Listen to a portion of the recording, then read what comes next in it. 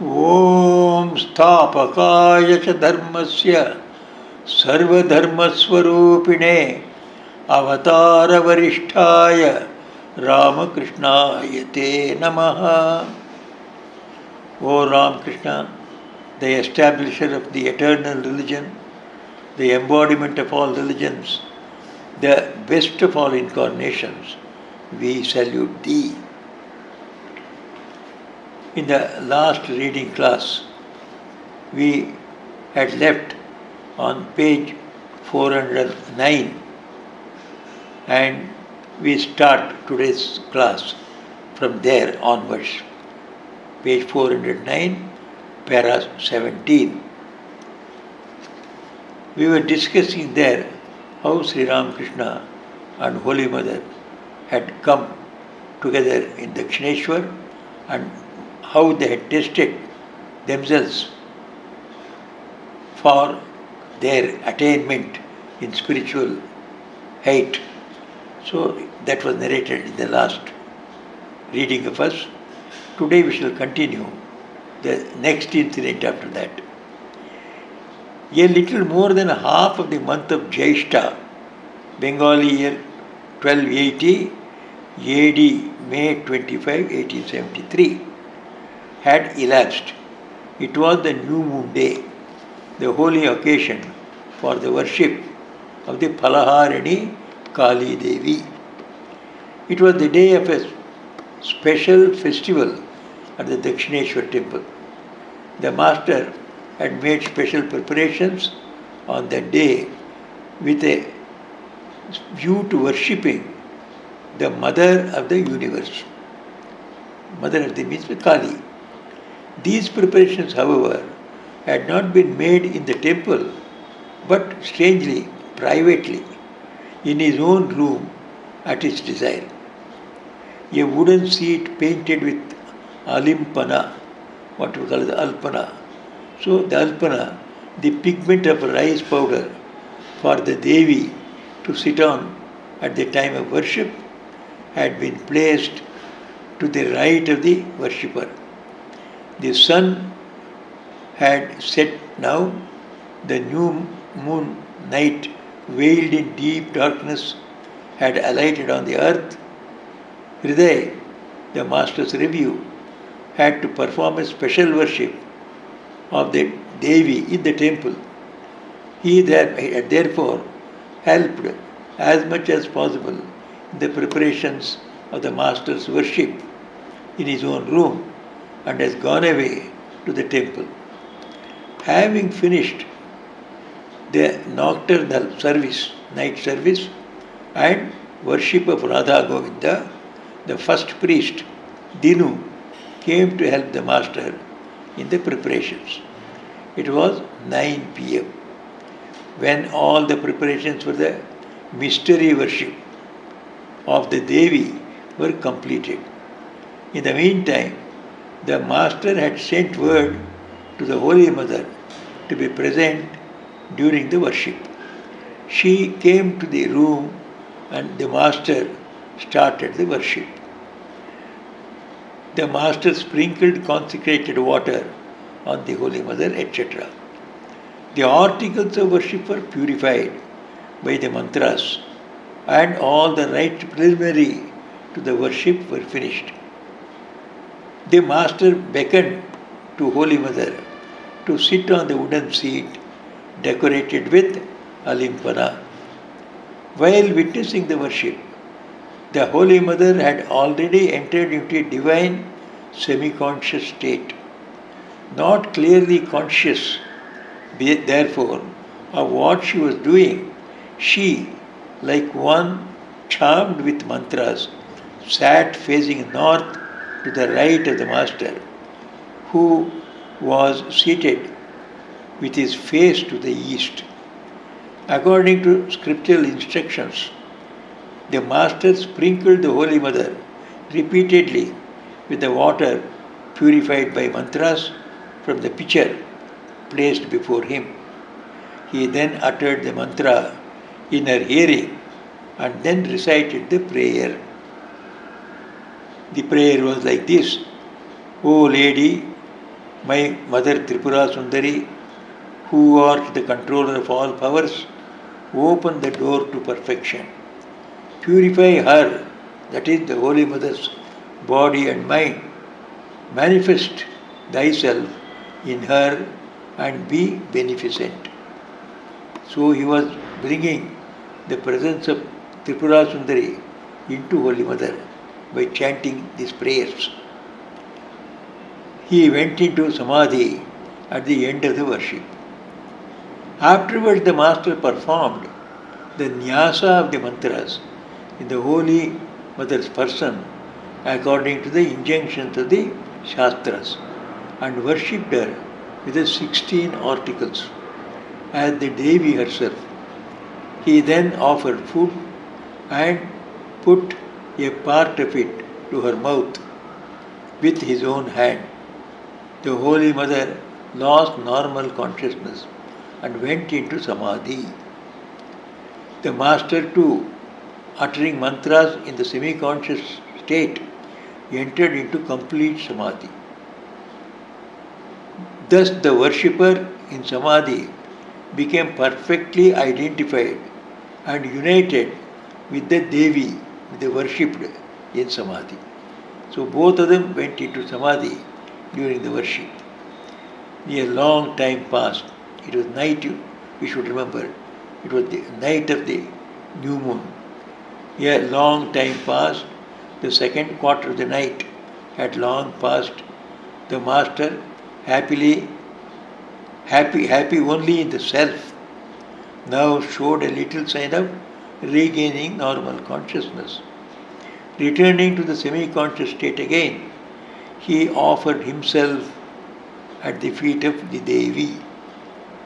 How he now gave away forever at the lotus feet of the Devi his all, the results of his sadhanas, his rosary, etc., along with his own self, and saluted her, uttering the mantras, O thou, auspiciousness of all auspicious things, O doer of all actions, O refuge, O three-eyed one, O thou, fair complexioned spouse of Shiva, O Narayani, I bow down to thee, I bow down to thee. The worship was at an end. The master sadhana reached its culmination with the worship of the ruler of the universe, the Divine Mother, in the body of a woman, the embodiment of spiritual knowledge itself. The God-man attained perfection in all respects. The Holy Mother stayed with the Master for about 5 months after the worship of Shodashi. She now, as before, engaged herself in the service of the Master and the Master's mother, spent the daytime in the Nahabat and shared the same bed with the Master at night. The Master had continual Bhava Samadhi, night and day. Sometimes his mind suddenly merged in the Nirvikalpa Samadhi in such a way that signs of death were manifested in his body. That means his heart had also completely stopped.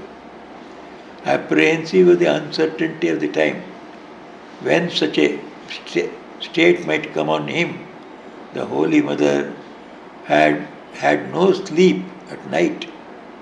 When on one occasion the Master did not come down to normal consciousness from Samadhi for a long time, she was alarmed and, not knowing what she should do, disturbed the sleep of Hriday and others and woke them up.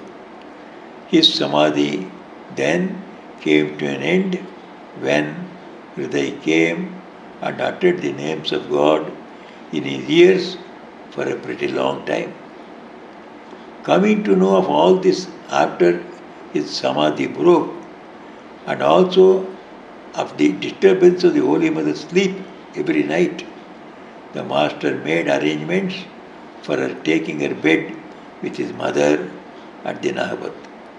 She lived thus for about a year and 4 months with the master at Dakshineshwar and returned to Kamarpukur probably sometime in October 1873. So this grand incident of Shodashi worship of the mother, it comes to an end. Now we go to the next chapter, chapter 21, epilogue to the story of the master's sadhanas. The master's desire for sadhana came to an end.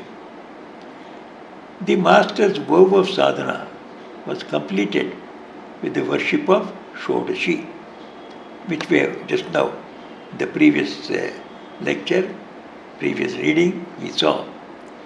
The holy fire of passion for God in inebriation, which was burning constantly in his heart, keeping him restless for 12 long years and engaging him in practices in various moods, without allowing him in any rest, even after a mood was over, received now the Purnahuti, the completing oblation, and ceased to burn.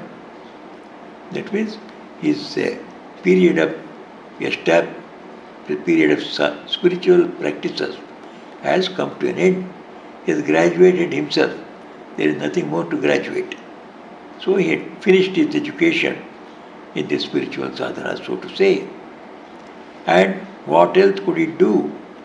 For was there now anything left which he might call his own and which he had not already offered an oblation to it?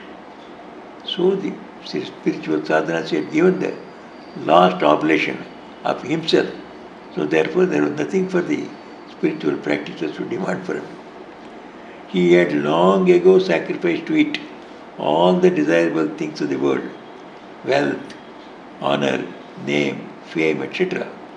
He had offered as an oblation to the terrible flames, one after another, his heart, vital forces, mind, intellect, memory, egoism, etc.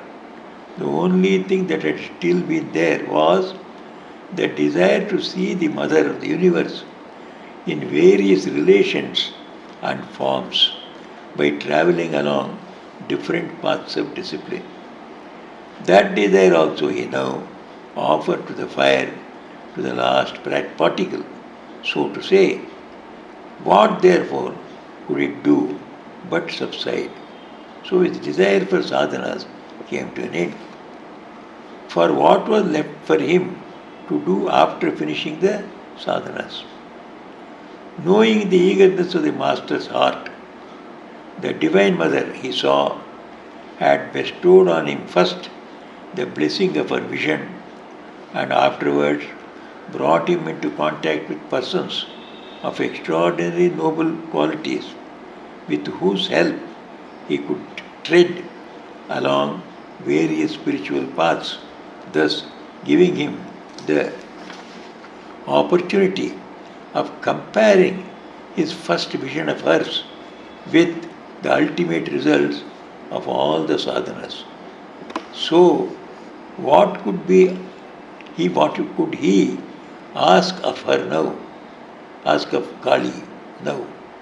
He also saw the practices prescribed, the 64 tantras had all been practiced by him, one after another, and that all the disciplines connected with the 5 moods of the Vaishnava faith prevalent in India had been gone through by him according to scriptural methods, very in the traditional way, had been, and then following the eternal Vedic path and being initiated into sannyasa, he had the vision of the formless and attributeless Divine Mother, and that by her inscrutable play he had the sure result of the practices according to Islam which had sprung into existence outside India. So what could he now ask the Divine Mother to show or tell him? But a year after, the mind of the master again looked forward to the vision of the Divine Mother through another path. He had by that time become acquainted with Shambhu Chandra Malik, who read the Bible to him, naturally in Bengali. Thus he came to know of the pure life of Jesus and of the faith he founded. Scarcely had that desire arisen in his mind when the Divine Mother fulfilled it in a marvelous way and blessed him. He had therefore no need to make any special effort for it. The event happened like this. The garden house of Jadunath Malik is situated to the south of the Kali temple at Dakshineshwar. The master used to go there now and then for a walk. Jadunath and his mother had great devotion to the master from the time they first had seen him. Therefore, even if they were not present in the garden, in their house, at the time of the master's walk there, the officers would open the door of the parlor and ask him to sit and rest there for some time. There were some good pictures hanging on the walls of that room. One of those pictures was that of the child Jesus in his mother's lap. The master used to say that he sat one day in that parlor and was looking intently at that picture and thinking of the extraordinary life of Jesus when he felt that the picture came to life. The picture came to life means Jesus himself came out of the picture, and effulgent rays of light coming out from the bodies of the mother and child entered into his heart and changed radically all the ideas of his mind. On finding that all the inborn Hindu impressions disappeared into a secluded corner of his mind and that different ones arose in it, he tried in various ways to control himself and prayed earnestly to the Divine Mother. He told her, Mother, what strange changes art thou bringing about in me, Mother? But nothing availed. Rising with a great force, the waves of those impressions completely submerged the Hindu ideas in his mind. His love and devotion to the Devas and Devis vanished, and in their stead, a great faith in and reverence for Jesus and his religion occupied his mind, and began to show him Christian padris, preachers, offering incense and light before the image of Jesus in the church, and to reveal to him the eagerness of their hearts, as is seen in their earnest prayers.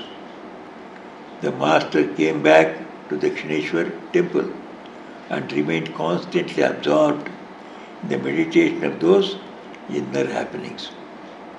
He forgot altogether to go to the temple of the Divine Mother and pay obeisance to her. The waves of those ideas had mastery over his mind in that manner for 3 days. 3 days he was thinking about Christian religion, Jesus Christ, and the life and teachings of the Jesus. So for 3 days he forgot everything other than this Christianity and Jesus. At last, when the 3rd day was about to close, the master saw, while walking under the Panchavati, that a marvelous God-man of very fair complexion was coming towards him, looking steadfastly at him. As soon as the master saw that person, he knew that he was a foreigner. He saw that his long eyes had produced a wonderful beauty in his face, and the tip of his nose, though a little flat, did not at all impair that beauty. The master was charmed to see the extraordinary divine expression of that handsome face and wondered who he was. Very soon the person approached him, and from the bottom of the master's pure heart came out with a ringing sound the words, Jesus, Jesus the Christ, the great yogi, the loving Son of God, one with the Father, who gave his heart's blood and put up with endless torture in order to deliver men from sorrow and misery. Jesus, the God-man, then embraced the Master and disappeared into his body. And the Master entered into ecstasy, lost normal consciousness, and remained identified for some time with the omnipresent Brahman with attributes, Saguna Brahman. Having attained the vision of Jesus thus, the Master became free from the slightest doubt about Christ having been an incarnation of God. How the Master's vision of the form of Jesus was proved to be true. When we were visiting the Master long after this event, one day he raised the topic of Jesus and said, "Well, boys, you have read the Bible. Can you tell me what is written in it about the physical features of Jesus? How did he look?" We said, "Sir, we have not seen this mentioned anywhere in the Bible. But as he was born a Jew, he must have been very fair in complexion, with long eyes and an aquiline nose, sharp nose. Aquiline nose, to be sure." When told so, the Master said, "But I saw that the tip of his nose was a little flat. It was not very sharp. I don't know why I saw him like that." Though we did not then say anything about what the Master said, we thought, how could the form seen by him in ecstasy tally with the actual form of Jesus? Like all the Jews, he too must have had an aquiline nose. But we came to know shortly after the Master's passing away that there were 3 different descriptions of Jesus' physical features, and according to one of them, the tip of his nose was a little flat. Sri Ramakrishna was right. What he saw in ecstasy tallied with the actual person. That's what he explained to his disciples. But disciples had doubt. In the descriptions they have read about Jesus, there was no mention of the flat nose, flatness, a little flatness on his nose. But Sri Ramakrishna said, "I saw it like that." And what he saw was correct. What these people read to these books were wrong. That is how Sri Ramakrishna is head and shoulders above any scholar. All the scholarship people have about God and God's play is only from the books. Whereas Sri Ramakrishna sees directly. So, and he says, no, it is not like that, it is like this. The incident happened like this. Rama did like that. Krishna did like that. He has directly seen and talked to them. Whereas the others, they have read in books.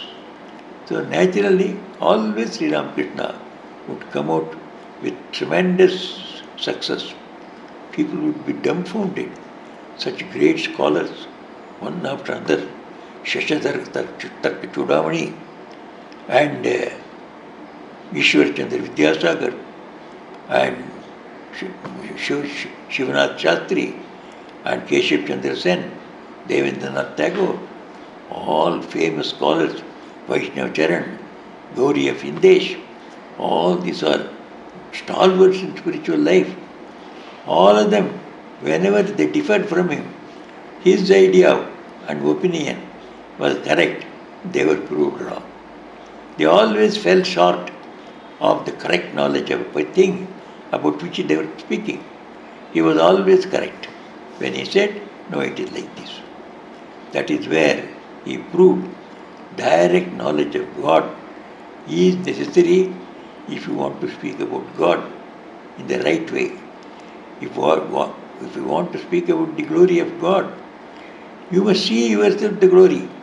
Then you tell that glory to others. Others will be simply attracted to your teaching. Whereas so many of our Pandits, they expound the books and explain to you about the various forms and the teachings of the great masters, incarnations. But people are not impressed at all. They just hear from one ear and leave it away at the other ear. They are not impressed. Why? Sri Ramakrishna says, it has not come from the heart. The heart is to speak, not the tongue. And how will the heart speak unless you put that experience into the heart? Sri Ramakrishna was a master in this teaching of spiritual things. He spoke from his heart. He spoke from his experience. He said, I have seen Rama, I have seen Krishna, I have seen Mother Kali, I have seen Jesus. So he could speak with authority. As Jesus said, people, when they heard him, they said, you see, our Pharisees and others, they also speak about religion. But when Jesus speaks, he speaks with authority. There is authority behind it. There is a credibility which you cannot deny. What he says is true. There is no question of doubting it. Such sort of a certification would come to you when you hear Sri Ramakrishna. So this Sri Ramakrishna, we have got so many other incidents one after another is going to come. So knowing the Master, having been perfected according to all the main religions prevalent in the world, the reader may wonder within himself what his idea of Buddha was. Because Sri Ramakrishna has never spoken that he saw Buddha.